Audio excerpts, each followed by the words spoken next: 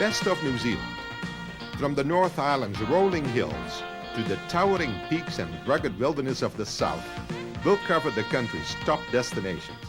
But first, a ski vacation in Western Canada at a resort rated as one of the world's top 5.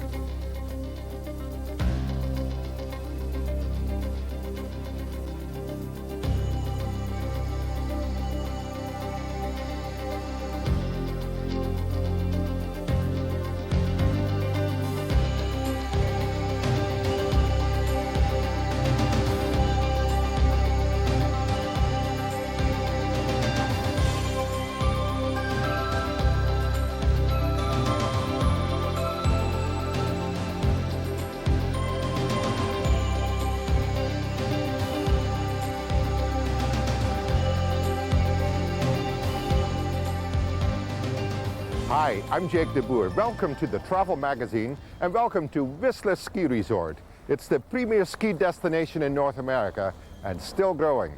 Both Blackcomb and Whistler Mountain offer excellent slopes, spectacular scenery and state-of-the-art lifts. And that's only half the story. There's paragliding and heli-skiing. There's the Chateau Whistler. And there's a European-style village where you can après-ski the night away. So let's go skiing.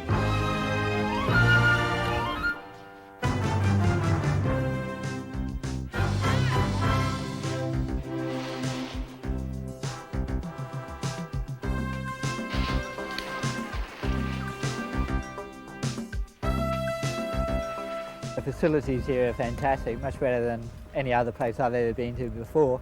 The express chairs are excellent, the runs are fantastic, some very long runs, much longer than I'm used to from other resorts, and I've been to quite a few. Whistler and Blackcomb have over 30 lifts between the two. Blackcomb has 4 high-speed quads, one of which was just put in this year, the Jersey Cream Express. On Whistler Mountain, we have the gondola, which is a high-speed 10-passenger gondola.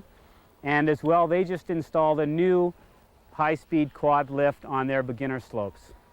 So that makes life a little faster for them.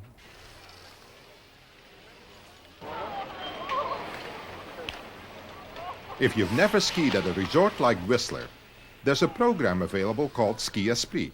Basically what Ski Esprit is our dual mountain ski school. We're a combination of both the Whistler and Blackcomb ski schools. Therefore, we'll take people on ski weeks. We'll ski on Whistler one day, Blackcomb the next day, then back to Whistler, back to Blackcomb. We tour people around the mountains. It's what we call guided instruction. So you get a lot of miles of skiing in, as well as you get some instruction and you improve your skiing. We have the 2 highest verticals in North America. Blackcomb Mountain is 1 mile straight up from the base of the mountain. Whistler is just under that at a little over 5,000 feet. There's everything from beginner's roads that'll wind all the way down to the bottom of the mountain, intermediate terrain, which is groomed every night, and we also do have some expert terrain, bump runs, tree skiing, all that kind of stuff. One of the main things that I've noticed is a lot of people are really appreciative of the scenery around us, the quality of the skiing, and as you may or may not know, we were voted this last year by Ski Magazine as the #2 ski resort in North America. On a day like today, you feel like you're on top of the world. You can see for miles, and the runs are beautiful. It's great skiing. It's just beautiful terrain, and just beautiful vistas. It's as beautiful as you can find anywhere in the world, I'm sure. You have to come and see it for yourself. It's really the greatest place.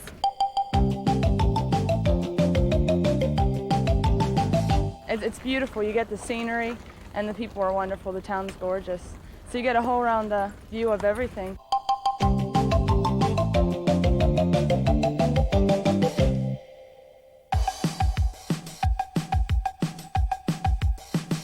Recreational racing is big in this valley. We have race series for adults 19 and over on both mountains a couple of times a week. We also have some very large junior and children's racing programs in the valley, as well as we also host World Cup and other international events.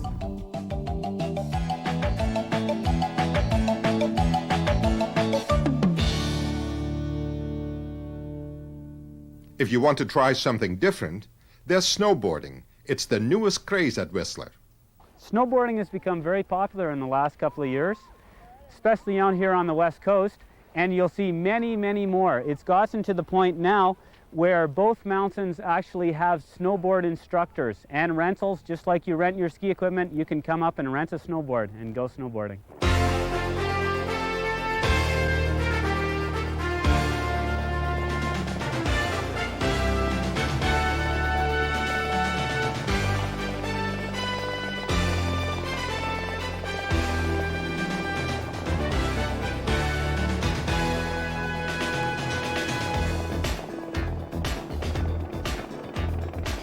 After you've skied Whistler and Blackcomb's 181 runs, you can always try heli skiing. There's lodges north and south of the valley if you want to go for a full week ski experience, or you can just do day trips right onto the valley here. And we just ski in the surrounding mountains. And there's everything from intermediate level heli skiing right away up to expert.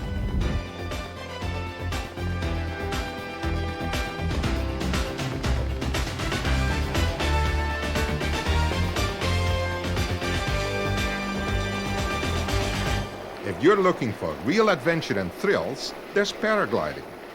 Coming up, we'll explore this sport firsthand.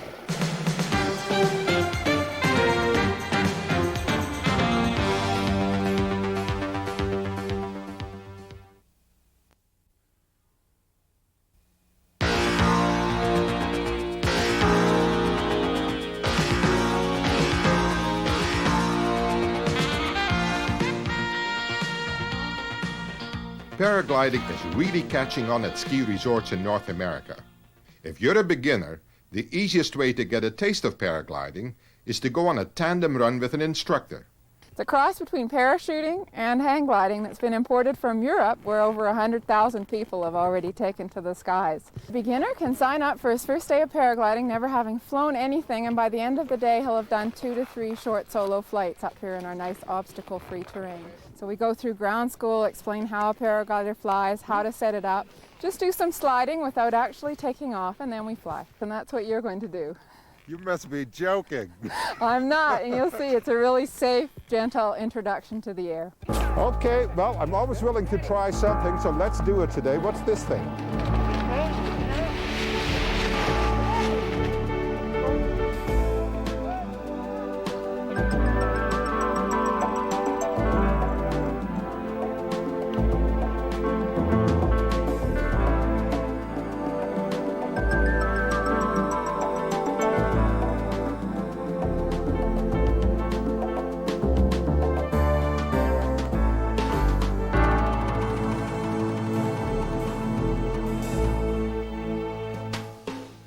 The town of Whistler has seen phenomenal growth in the last 5 years.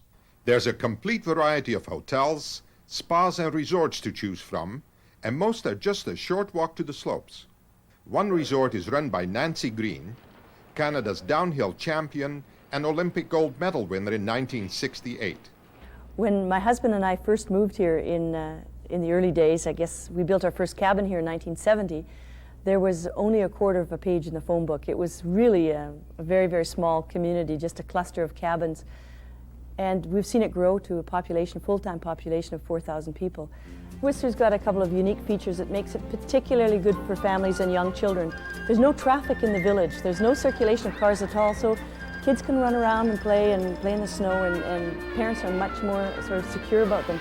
Also, there's the fact that both mountains have excellent children's ski schools, and they're some of the finest I've ever seen. So it really is a good destination for families, particularly if you're staying right in the village. This is Whistler Village. It's at the base of the mountains, and it's where you go after the lifts are closed. There are more than 60 shops where you can pick the latest in ski fashion and equipment. Plenty of hotels to suit your budget, and more than 35 restaurants and nightclubs.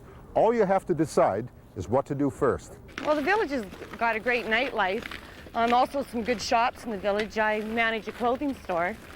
So we meet a lot of people from all over the world. It's really good.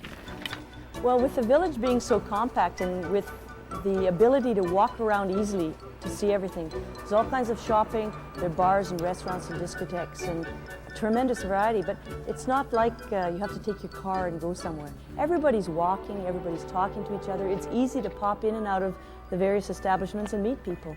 And I think that's one of the big pluses for Whistler. The newly opened Chateau Whistler is one of the top resorts in the area. It has over 340 rooms and more are planned. The chateau, I think when people walk in, they're instantly impressed. They walk through the lobby and it's like walking into a great French chateau.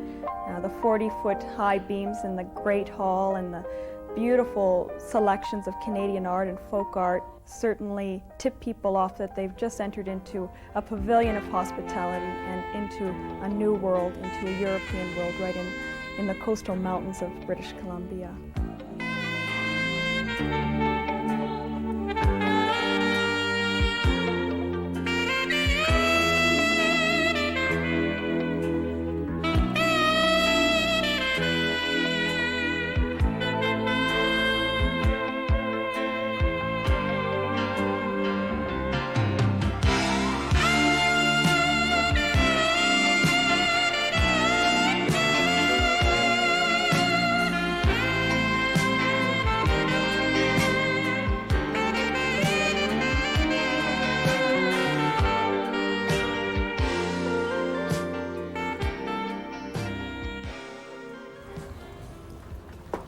There's another place known for its great outdoors. It's called New Zealand, and it's up next. New Zealand is 1,000 miles long and is situated almost equally between the South Pole and the equator. It was first settled by Polynesians only a few centuries before the European settlers arrived to stake their claim. The original name for the two main islands that make up New Zealand was the Long White Cloud. The first European settlement was led by Captain Cook in 1769. It's this combination of peoples that gives New Zealand its unique flavor, English with a dash of Polynesian. Lying in the fertile volcanic soil on the north coast of the island, Rotorua is known for its geothermal activity. Its geysers are fed by underground cisterns deep in the earth. In fact, it's hot enough to cook food. The Maori community is active in Rotorua, and there are many ways to enjoy the arts and crafts of New Zealand's first people. In the reserve, visitors can see handcrafted carvings. The carvings are used to decorate meeting halls and canoes. Rotorua has been known as the spa city since the 1800s. To visit the thermal area of Wakariwa is really to begin to understand the achievements and history of the Maori people. Oriwa is a Maori born in this very village next to Pohutu the geyser. Oriwa, what effect has Pohutu had on your life? Pohutu is part of the family and belonging to the tribe of Tuarangi. When I come here in the mornings, I normally greet it, say kia ora or morena, which is good morning or greetings. Two geysers performing are called the Prince of Wales Feather and the Pohutu. Pohutu means big splash or explosion, and it reaches to the height to 120 feet high. The Prince of Wales Feather can reach 40, 60 to 80 feet. They normally play once within the hour. The mud today, well, some people can use it for arthritis, lumbago and rheumatism. It's not a cure, it only relieves the pain for the sufferer. And it's here that traditional dances in native costumes are performed.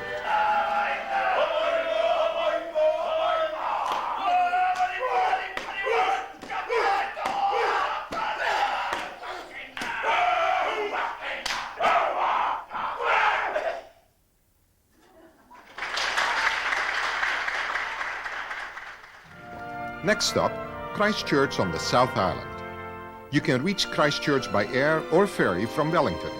Christchurch was formally settled starting in 1850 through the Canterbury Association, which was formed in England and brought out the first 4 ships of settlers arriving at our Lyttelton Harbour in December 1850. Of course, before that, there were some settlers from Great Britain who came and started farming in the area. And before that again, of course, the Maori people had a very long history of living in New Zealand.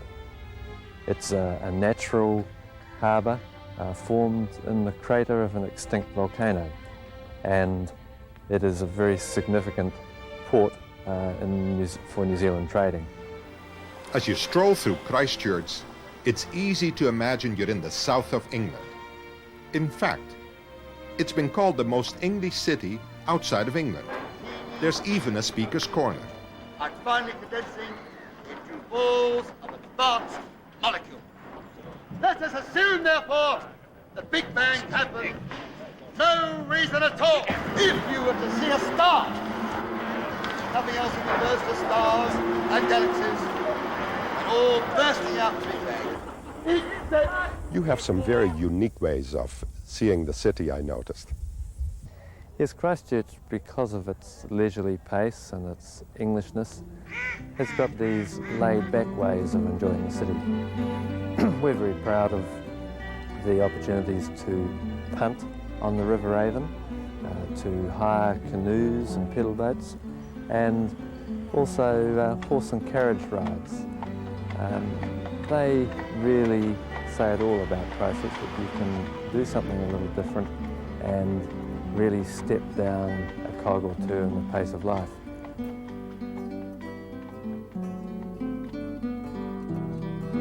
At 12,000 feet, Mount Cook is New Zealand's highest peak. At the foot of Mount Cook lies Tasman Glacier. Make sure to visit the Sutherland Falls, with its triple fall of over 1,000 feet.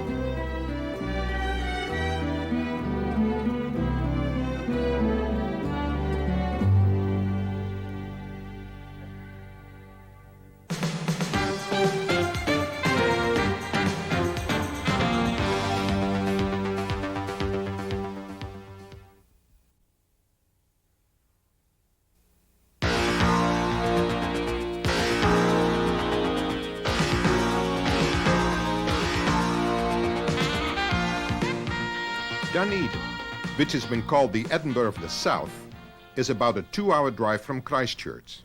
Even its name, Gaelic for Edinburgh, reflects its Scottish background. In 1848, 2 ships set sail from Scotland. They were looking for a place to settle where they could practice their religion freely. They chose Dunedin, they settled here, set up their families. Its Scottish influence is still seen today in the architecture of the many buildings, the number of Presbyterian churches, and many families that are in Dunedin, their ancestors will trace back to the Scottish. The city centre is distinguished by the Octagon, an 8-sided park in the middle of the city. The Botanical Gardens is another high spot on your tour of Dunedin. The albatross colony is unique. It's the only place in the world where you can view these magnificent birds close to civilization. These huge birds spend 85% of their time in the air, so they consequently have trouble landing. Best time to view the penguins is late afternoon. They stay out at sea all day and return at dusk to look after their young ones. You can only view them from a bank, but they're a magnificent sight waddling up the beach, and then to see them clambering up the bank to their hidden nests in the bush. Just outside of Dunedin is Lanark Castle. It was built near the end of the gold rush days. Here, in this house museum, you can witness the gracious life of the 1800s. Lanark is home to the Barkers, who've restored the castle and offer private tours and guest rooms. It was built in the 1870s by a Mr. Larnock, who was an Australian by birth but of Scottish descent, for his wife, who was also born in Australia, but she was of French descent. She was a Deguise from one of the great French families, and they built this as a country estate and to establish their standing in New Zealand. Well, the building was abandoned in the 20s and then bought privately and passed through the hands of several owners. Soldiers were billeted here during the Second World War. The building was again abandoned in the 50s, And my husband and I bought this building in 1967, and we've since restored it and hopefully brought it back to some of its former glory, and also brought up a family here. What do you have to offer for tourists?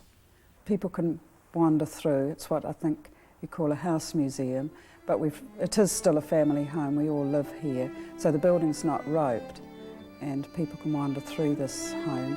And also we offer overnight accommodation in a lodge in the grounds, and guests in the lodge can dine in the dining room, which they find quite fun. They sit in the dining room and imagine they were back 100 years ago. Queenstown is on the shore of Lake Wakatipu towards the southern tip of the South Island. It's close to all the year-round resorts. There's skiing, hiking, rafting, jet boating and fishing. Lake Wakatipu lies at the foot of the Remarkables, a 7,000-foot mountain range to the south. The stunning scenery around Queenstown is best seen from above, and a cable car is just the thing to get you there.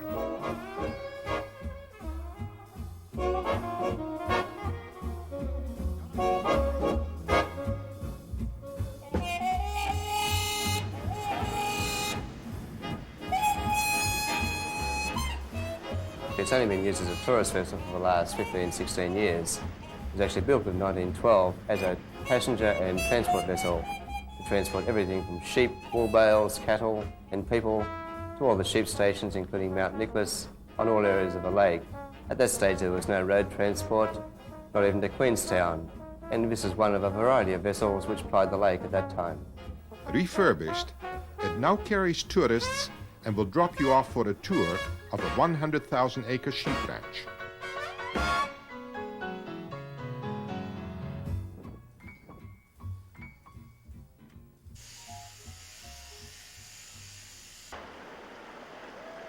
For outdoor sports and adventure, not far from Queenstown, there's whitewater rafting. Even more exciting is a trip on a jet boat. The propellerless jet boat was invented in New Zealand, and it's an ideal way to explore the typically shallow waters in this region.